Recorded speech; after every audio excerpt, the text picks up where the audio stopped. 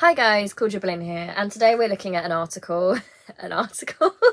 So a while ago, we looked at, I made a video called Meghan Markle's Pockets, where they'd created an article about how Meghan was this evil demon because she was so rude and disrespectful as to be caught putting her hands in her own pockets.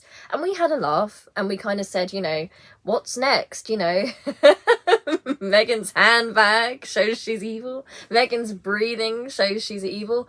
And I know we were joking, but it really is that bad. And to demonstrate that, I saw this on Twitter the other day.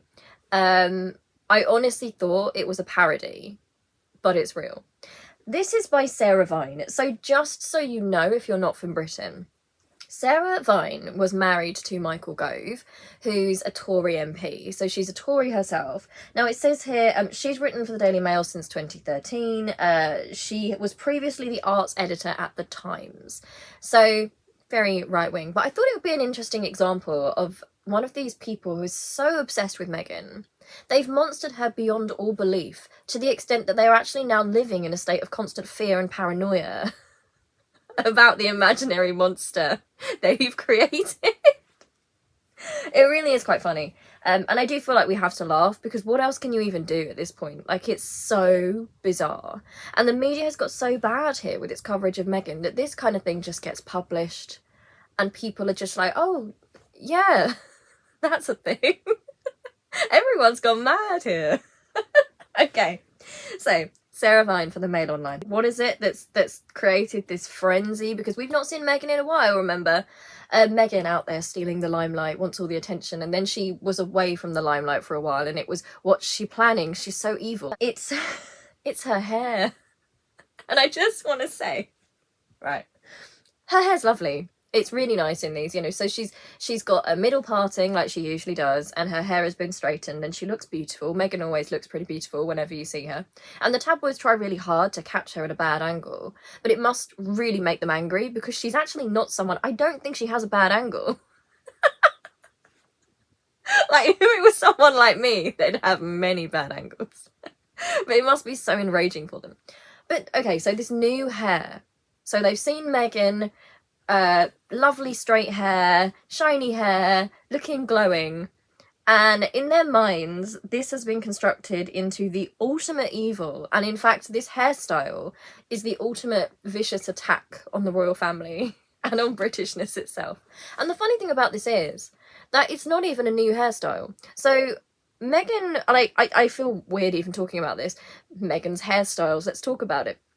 Meghan has good hair, right? Meghan's had lots of different hairstyles, so sometimes she wears her hair in a bun, like a low bun. I love that, because I'm someone who likes a bit of a low bun, so I love that she's kind of, brought that in. I really like that. But she does sometimes straighten her hair. There's loads of pictures of her with straight hair. Like, sometimes she wears her hair down and sometimes she straightens it. It's not even new hair. It's not even new hair. But, they're so desperate to create anger. They perpetuated themselves. Fear.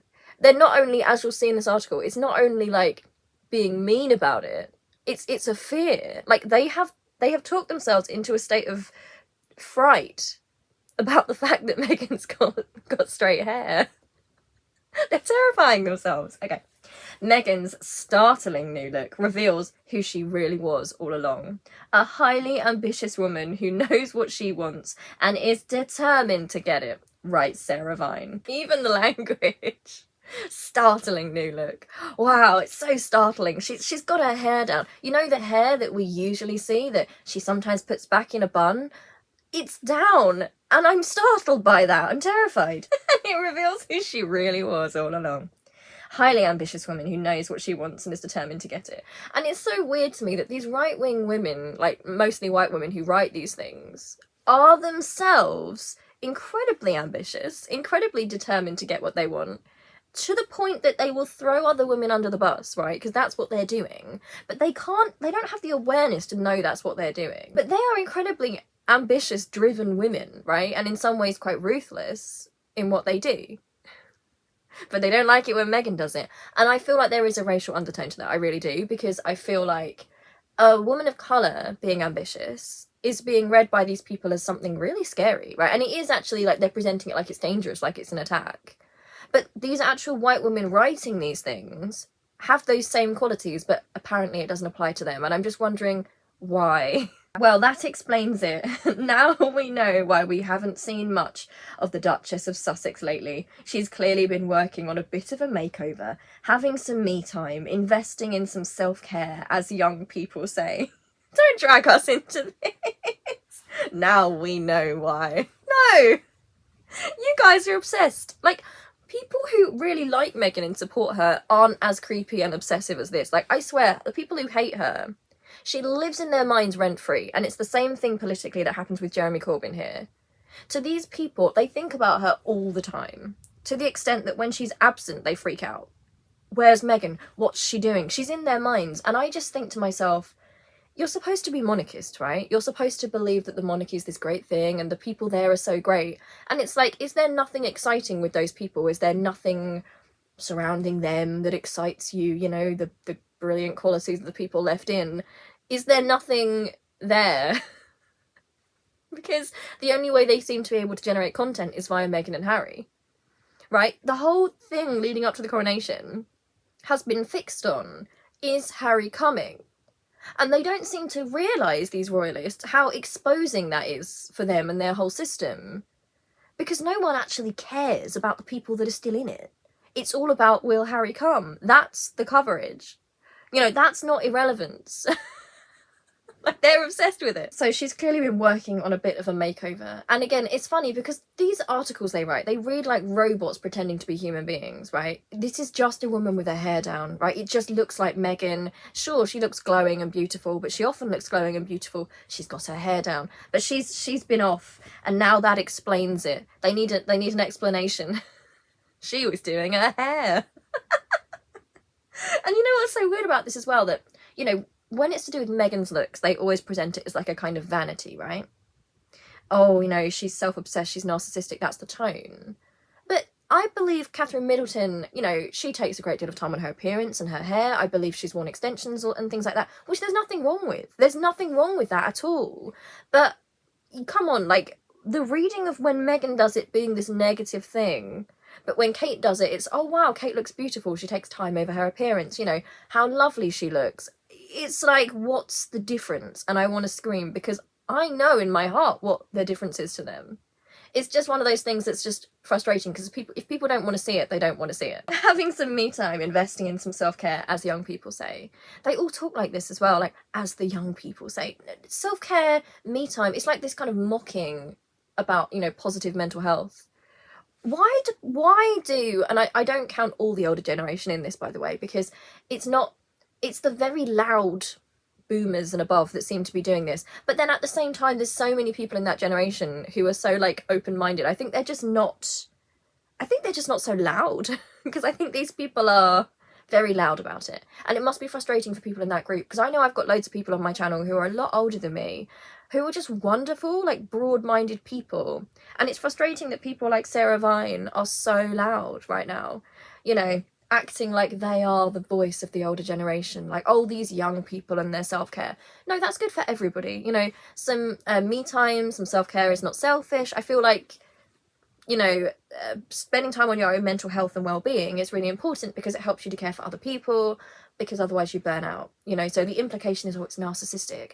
I would argue that, like, for someone like Sarah Vine, who is, like, so obsessed with what Meghan's doing with her hair, I would say maybe she could use some me time, you know, to focus on what she likes, what she's into, what she can contribute, rather than focusing on Meghan's hair. It sounds like she's got Meghan time, right? Maybe change the Meghan time into me time, and she would be happier. Okay, gone is the messy bun and the fresh-faced, just stepped off the yoga mat Meghan. It's just Meghan with her hair in a bun.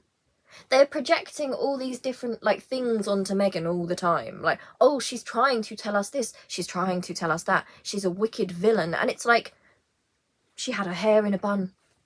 Like, what? And also this, you know, just stepped off a yoga mat.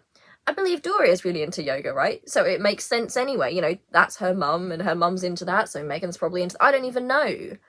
But how weird. How much weird scrutiny. Like, I can't even imagine it. Like, imagine if every YouTube video, people were watching me and going, oh, she's got her hair up today. Oh, it signifies evil. I don't even know what they'd say. And it's just because my hair needs a wash and it's a bit messy, so it's back in a ponytail. Imagine that level of scrutiny, like, projected onto you. They are obsessed. Anyway, in her place is a glossy, razor-sharp duchess, all primed and plumped up like she's been dipped in double cream, rolled in cashmere and infused with 24-carat fabulousness. And this is what's so funny. I think they don't understand. They are jealous of her. It's so obvious. Like, that description describes a kind of obsessive jealousy where you are recognising that this is a very beautiful woman. A very beautiful, glowing woman. And the bitterness in this piece, and they're trying to make it sound ironic, but it's just really bitter. You know, it's kind of words that are quite good. You know, oh, she's glossy and she's primed and plumped up. She's been dipped in double cream. It's almost romantic. You know, this obsession they have with her. It's like a sort of, it's like it got twisted somewhere in their minds, and it's actually a weird sort of adoration obsession thing that got messed up in their minds. Okay, Princess Diana had her revenge dress.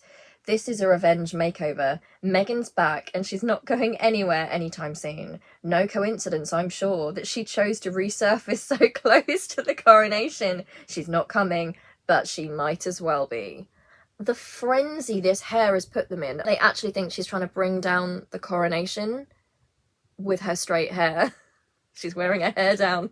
She's signalling to us all, burn the place down. And it's so funny, like, her hair is upsetting the coronation. Like, they are so obsessed that they actually think it's no coincidence. They've created this such a weird villain out of Meghan. And it's so weird and bizarre, and I wish these people would get therapists and do some self-care. Because they've interpreted her hair being down as a specific attack on the coronation. And it's projection. Because these people project what they would do, right? These are people who are petty, bitter, want to ruin things for others, right? They feel that spite and that jealousy. So everything they do is some kind of performative and done to make a point. So when they just see it's got so bad to them, and they've been so indulged and enabled in the media, these sort of people, they actually think it's a rational, sane thing to write and something that's going to make them look good and reasonable when they talk about how they're interpreting someone's hairstyle as a vicious attack. Because in their minds, that's how they would do things, right? They're petty, they're spiteful, they think in that manner. Just seeing somebody thriving and living their life, and this is why it's the best revenge on people like this, to just thrive and live your life and not give them any control over you and just enjoy yourself, right? And just be yourself and refuse to shrink and just carry on, because you know they're fuming, right? People like this, they're obsessed. They spend so much of their time, they are wasting precious hours, precious time, the anger and the spite building up inside them. And you can generate that just from existing. I mean, in some ways, it's a bit of a superpower. It's kind of the best revenge, truly. Because Meghan's, like, getting on with her life. And these people are sitting there getting so stressed. And it's going to be bad for their health. They're going to be sitting there, oh, what's she doing now? What's her hairstyle? What does it mean? And Meghan doesn't care. I just can't believe that they have the confidence to write these things. And it's like they don't realise, because no one tells them, the problem seems to be with you and your mindset, because that's not how people think. She's resurfaced so close to the coronation. It is just her existing, right? Because she was supposed to, oh, she's angered us. She's supposed to drop off the face of the earth and we're never supposed to hear from her again. How dare she live her life? How dare she, you know, actually keep to herself quite a lot, because that's suspicious. But also, how dare she show her face and live? Like, that's actually insulting to all of us. Like, just to see her happiness, let's be honest, to see her alive, like, just to see her living is now an offence to these people. Like, they are that twisted. They want her to be, if they see her, and I'll be honest, they do want to see her. They don't want her away. They want to see her completely destroyed. But they're so bitter. They're so bitter, and they don't understand themselves, that they don't realise that Meghan is so above that, right? She's so risen above. Her heart is not eaten up by bitterness. They're so desperate to take her voice, to take her appearance away from her. And so it is a weapon, but it's not intentional. Like, it's hit them like a stake through the heart. What? She was supposed to cry. She was supposed to give in and sob and apologise to the British public and feel ashamed. And she's not. She's living her life, She straightened her hair? Something's horribly wrong. Okay, it says here, Meghan is many things, but she's not stupid. True. I mean, I think part of the issue here is that Meghan is much more intelligent than a lot of these people. Let's be honest. And she knows the power of a picture and the reach of social media. She can do just as much damage to her in-laws from the garden swing in Montecito as she can from a seat in Westminster Abbey, perhaps more. And this is how you know. Right, I don't even know if that's how the family feel, but if they do, what a toxic family. Because what? So staying at home is a terrible attack. She's doing so much damage with her pretty face and her straight hair. These people sound like pantomime villains. She knows the power of a picture and the reach of social media. Again, I would say, like, you sound really insecure about the royal family if you think that a picture of Meghan's going to destabilise things. I guess you're admitting that she offers more. Let's be honest, she's charismatic, she's intelligent, she's above the pettiness. And it makes you all so jealous, and it doesn't look great for the rest of the family, really, does it? Let's be honest. The weapon isn't in what she's done. It's showing up how petty other people are, really, isn't it? It's a nightmare for the palace, of course, especially since inevitably there will be more to come. Oh no. Oh no, how will they cope? Meghan living her life. She's not, like, locked herself away forever in eternal punishment. Like, oh no, what a nightmare for the palace.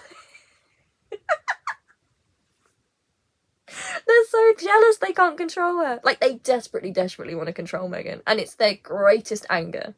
They couldn't make her go. They couldn't make her not go. She's out there living her life and there's nothing they can do.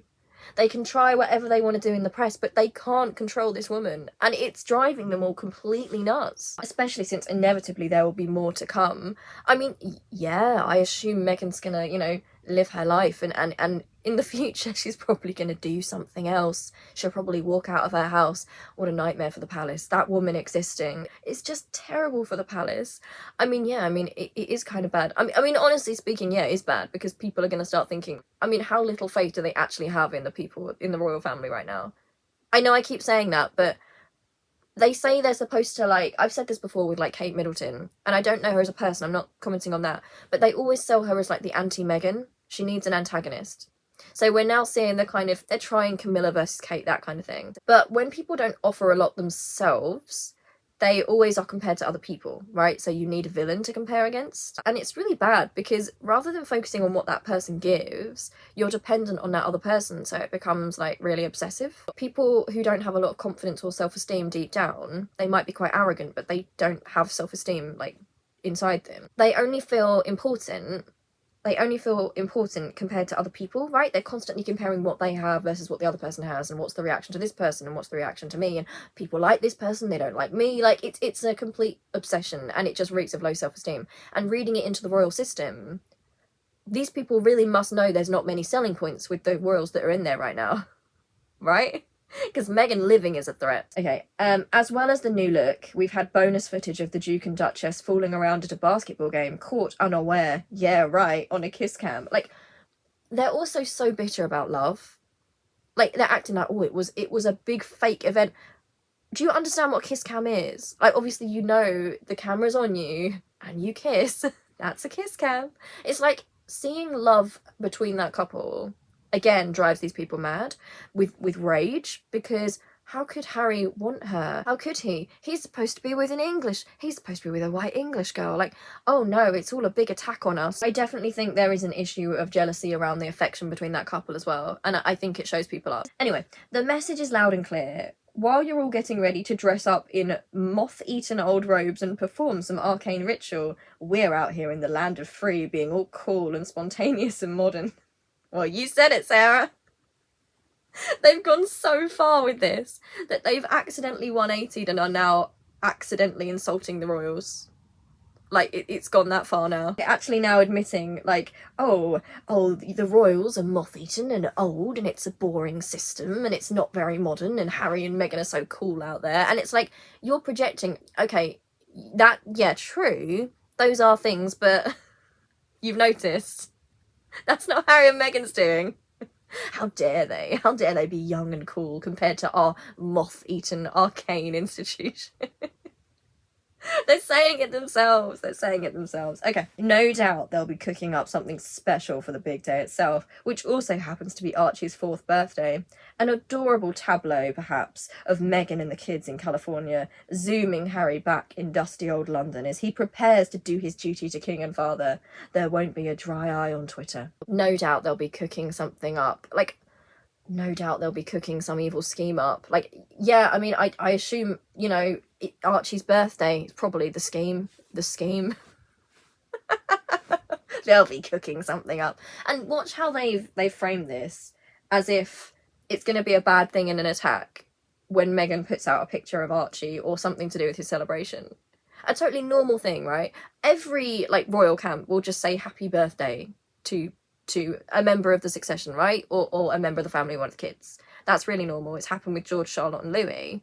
But they're almost planning it like, oh, look, she's going to try and upstage everyone. And I just want to say, like, it's quite funny. And I feel very, very, very bad for Archie and Lily in this situation because of the awful racism and the pressure. But what I will say is, wow, what power that child has. If they think it's going to destabilise the coronation. Guess they shouldn't have done it on Archie's birthday then, really. They think the child is going to upstage the whole coronation because they think the coronation has that little to offer. But also think about it like this, and it's more sinister because these are monarchists, right? They're they should be into the succession, and we know that Archie and Lily are currently on the line of succession by birth. Shouldn't they want updates on that? It's very interesting because it sounds like they don't. It sounds like they don't want to see Archie. He's separate from the coronation. And why is that? Why exactly in their minds is that seen as Archie being anti the monarchy, right? Like, just an image of Archie is read to them as something anti-royal, even though he's in the succession order. And that tells me they don't accept him as part of that order. They don't think he should be on the order. And I want to ask why.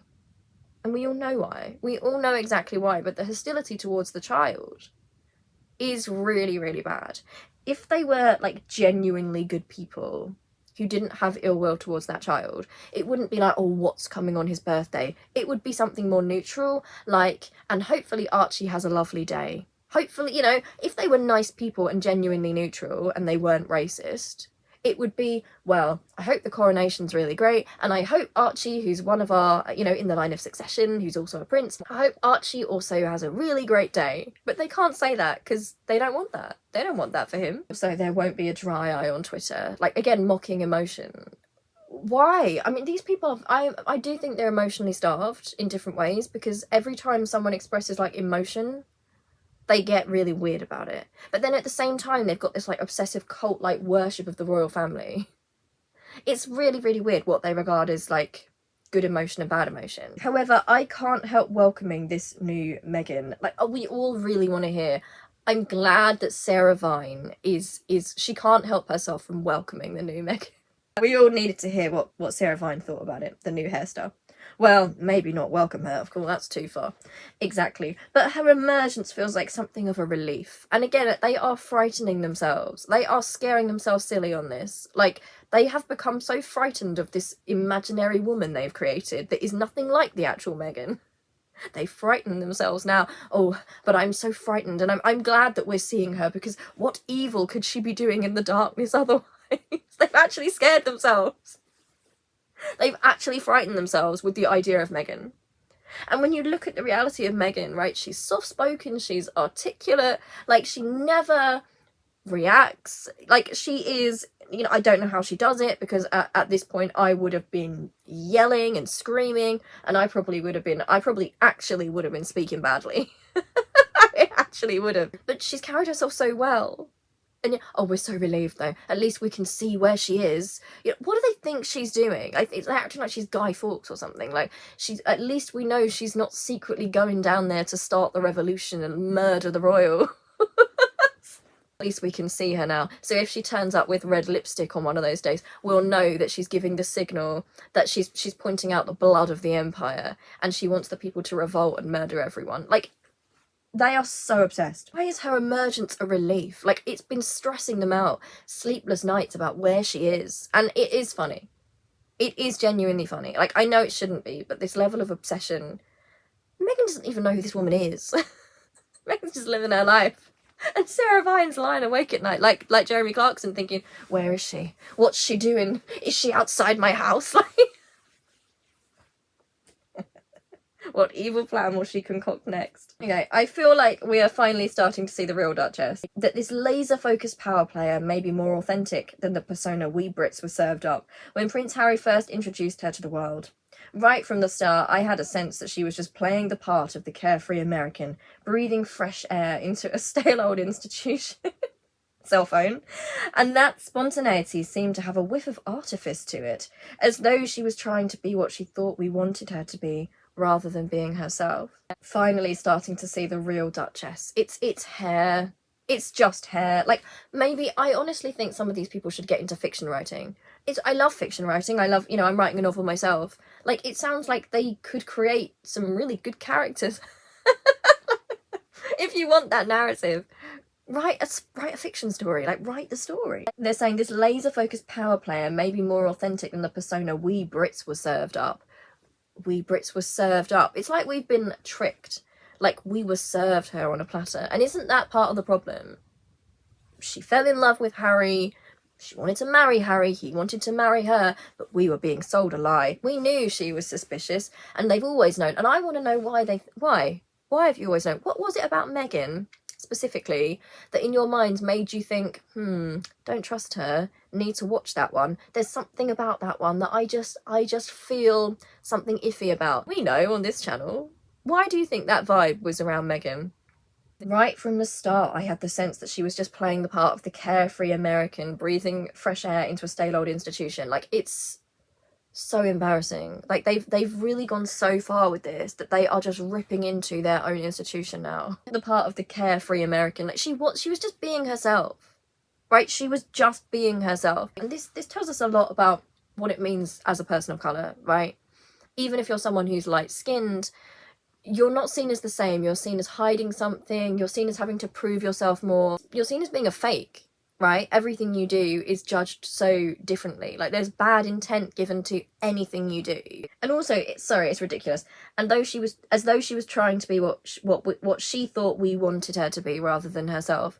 Don't twist that around. The anger is that she's continued to be herself and she won't be formed into something else. That's the anger, because they can't control her. They needed her to be subservient. They wanted to take away her voice. They wanted her to just put up with their abuse. And in fact, I think they wanted her to not be part of that family at all. As though she was trying to be what we wanted her to be. Are you kidding me? Right.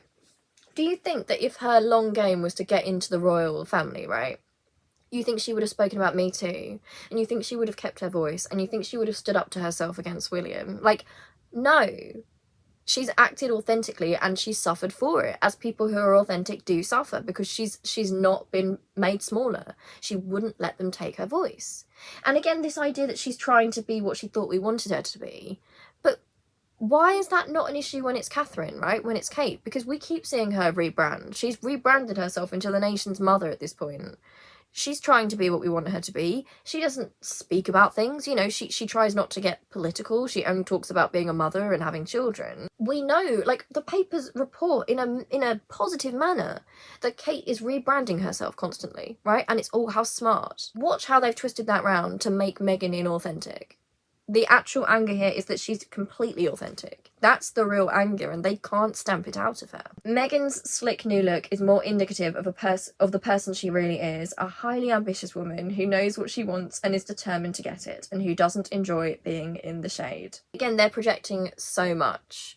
But when we, I said this before, but these women who write these pieces, they're highly ambitious, they're relentless, and they throw other women under the bus because they're ambitious and determined, right? Sarah Vine didn't need to write this, but she did. So she's ambitious, she's determined to put her point across, and at the expense of another woman, right? Of her mental health, of, whipping up hatred against her. This is someone who doesn't enjoy being in the shade because she somehow managed to make Meghan's hair all about her and her feelings. They can't seem to see that they are so projecting everything onto Meghan. When a white woman does it, of course, when a white woman of a certain class does it, that's fine, that's completely neutral. But a woman of colour being ambitious, or just being honest, right, and speaking her truth and standing up to people, that is hideously aggressive. But not when these white commentators do it. Oh no, they're just being neutral white women. Okay, ambition is admirable, but not when it's at the expense of others, she says. And I just... What is this article, Sarah? What... Ambition's admirable, not at the expense of others. It's not like you've just written an article at the expense of this woman and her, you know, because of her hair. Meghan and Harry have tried to build themselves up by bringing the rest of the royal family down. It's a toxic kind of success, and you just have to laugh. You have to laugh because they're talking about themselves, right? They are so obsessed with talking badly about Meghan. It's all they do. It makes them so much money. It's a huge industry. So they've got to project it. They've got to protect their own sense of self. Because I think deep down they know this is really wicked, and it's beyond that weird. It's deeply concerning. So they have to project it and act like, oh no, you know, in fact we're actually calling out Meghan and Harry. And actually, if we actually think about it, it's actually the royals, right? It's Charles and Camilla. It's Charles and Camilla and William and Catherine who have either fed Meghan to the press and actually taken part in that, which I believe they've done. But even if they were just passive, as some people believe, they've had success based on tearing down somebody else. Right? Is that not toxic? Is that not toxic? Is that not the whole thing Harry's standing up against? And watch how they do this when people come forward, whistleblowers, abuse victims, Darvo. They're going to switch the situation around. Even in an article where we can see how absolutely deranged it is, they're still going to make out that they've brought it on themselves and that Sarah's just writing this because Harry and Meghan are just so bad and someone's got to stand up to them. It's so transparent. Okay, let's face it, Meghan was never going to put up with being second fiddle to the Princess of Wales or anyone else. Maybe she didn't think it through, or maybe she thought she could rewire the old place from the inside. When it became clear that wasn't possible, it was suddenly no more sunshine and rainbows. The mask fell away and we saw the truth. And it's so interesting that so many white women have all this time they thought she was wearing a mask. They thought underneath it all was the aggressive, evil, rebellious, scary person within. Why did they think that? They've always thought that was within her, did they? Always. Why? We know why. Look, Meghan was never going to put up with being second fiddle to the Princess of Wales. It's the other way round, right? They can't even write a nice... She could have written a nice article about Catherine instead of this. About, you know, how glowing Catherine is. But no, instead, she's got to put down Meghan because they are so intimidated by Meghan. The truth is that the palace have been scared for a while, and something they can't put up with is the fact that Meghan has outshone Kate in various occasions, right? And in some ways it was just because, you know, she was new. But they live in a competitive system, and the same happened when Diana was getting cheered more than Charles. It got Charles's back up because it's a competitive, horrible, abusive system they've been raised into. So it's like, oh no, if they get attention, then they're taking the attention off me. And I believe that's a huge part of it. I think that, you know, I think we all realise that Meghan was not supposed to be intelligent. She was not supposed to be outspoken. She was not supposed to be charismatic. She was too good. I'll be completely honest and I'll say this. She was too good. And it made them look bad. Because small people who don't have good self-esteem, they see other people succeeding and it makes them feel small, right? They don't want everyone to be successful together. They don't understand that you can grow from someone else's talents. Like if someone's good at something you're not good at, befriend them, right? They can help you and you can help them with something they're not good at, and together you rise up. These people aren't wired like that. That was the threat with Meghan. You know, it was suddenly no more sunshine and rainbows. All right, let's be completely real about that. Meghan put up with it as long as she could. It was no more sunshine and rainbows because she was pushed into basically feeling suicidal by the racism of the British press and by the enabling and perhaps the actual partaking of members of that family, right, in that abuse. Suddenly it was no more sunshine and rainbows. Look how when a woman of colour breaks down after racism and abuse, and suddenly it's like, oh look, see, no more sunshine and rainbows because she's not smiling anymore, she's not performing anymore. Look how a woman of colour can't win in that situation because the moment she stops smiling, look, she's aggressive. Look, she's bad, she's been evil all along. Anyway, thank you for watching this video. I thought this is one of the most bizarre things. I say one of the most, like, these things come up all the time now. But I thought it's worth kind of going through them just so we can see how absurd it is. And maybe it's like, hopefully someone out there who's read that will come across this and maybe think, wait a minute, this is nuts. Step back a bit. This doesn't make any sense. We're so desensitized here. Like, it's so concerning that that was just put out and people just thought it was normal. That's the level of discourse right now. But yeah, thank you for watching. I'll see you really soon for another video. Love you loads. Please be safe. All right, love you. Bye.